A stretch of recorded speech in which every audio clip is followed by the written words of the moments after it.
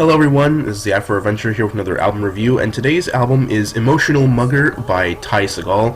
It was released January 22nd of this year, 2016.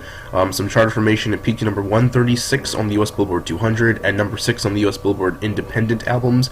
It was released on the label Drag City, and it doesn't have any singles, so without further ado, let's get this started. This is the 8th studio album by perhaps one of the most consistent and prolific artists in the music industry right now, Ty Segall. It could be because nearly all of his albums are incredibly lo-fi, or maybe he's a really hard worker. Whatever the reason, you can always expect a Ty Segall album to be one heck of a solid record. In usual Ty Segall form, much of the music is a blending of lo-fi, noise rock, garage rock, and psychedelic rock, so relatively heavy stuff going on in this album. It can get pretty chaotic in rather short bursts on some tracks when Ty begins meshing various noise collages with what's already going on in the music. Even on the first track, Squealer, among the repeating riff, heavy drums, and frantic guitar solo, near the end there's a very unobtrusive drone in the background. Or on the second track, Californian Hills, in between verses there's a constant battle being simulated by the abrupt shift in rhythms, one being very slow, almost stoner rockish, and then changing into a fast-paced, slightly thrash metal influenced type of rhythm. But we have to talk about Diversion, which was totally a standout track on this album in terms of instrumentation. Absolutely punk influenced from the wildly distorted, repetitive rhythms, not to mention Ty's high-pitched, nasally vocals. One common instrumental bit that's kind of thrown into a lot of these tracks are the bits of blips and bloops, you know, like spaceship noises, again furthering that idea of noise rock on this album. Just listen to it and you'll know what I mean. The last track I want to talk about that really stood out to me is Squealer 2, I suppose a sequel to the opening track Squealer. Aside from the obvious wobbly bass line, the main melody is simply delicious to listen to. It's a very folky/country melody in how it plays out, but it's given this acid rock makeover that gives it a much cooler, much trippier edge. To my knowledge, there really isn't a huge lyrical link between these tracks. Of course, there aren't many tracks to begin with, but still.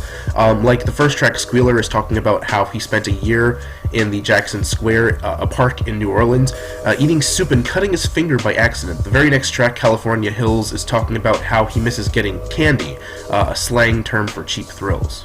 However, Ty Segall does use that whole candy bit as a kind of link between tracks. Candy still meaning cheap thrills and quick pleasure. He talks about how he's an emotional mugger. In other words, his music will force emotions out of you and make you feel good for a while, like a piece of candy. That's where the album's title comes from, so much of the album is simply about extracting emotions from the listeners and giving them a bit of a cheap thrill through his music.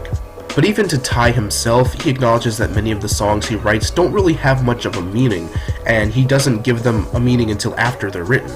So with that, many of the lyrics are kind of left field and not super easy to understand, but in a way that's how it was meant to be in the first place, and that's why I'm saying that I think Ty wants us to focus more so on the music itself, as opposed to the lyrics that don't make a whole lot of sense. They're more like placeholders, and even in the lyrics he's just saying that he wants us to enjoy the music so he can get emotions out of us. Overall, this is a great album. It's your typical Ty Segall, what more can I say? It fuses all different kinds of music. None of the tracks are really samey at all. Each track has something that gives it its own flair and sense of being. I was a lot more partial to the tracks that were more acidic than others, and by that I mean the more psychedelic tracks. The heavy punk influenced tracks are really great too, but coming into this and knowing the kind of artist Ty Segall is, I was hoping for a lot of great psychedelic rock / 60s proto-punk sounding stuff, and I wasn't disappointed. So yeah, I definitely recommend this album to anyone who's into relatively heavy, extremely distorted music, or music within the genres of psychedelic rock, proto-punk, proto-metal, noise rock, and indie rock. Anyways, that does it for this album review. I hope you all enjoyed, and if you did enjoy, please hit that like button, also subscribe if you want to see more. And if there's a song or an album that you want to see reviewed on this channel, leave a comment down below, or check out my Facebook or my Twitter. The links are in the description. But anyways, I will see you all in the next video. Thank you all for watching, and so long.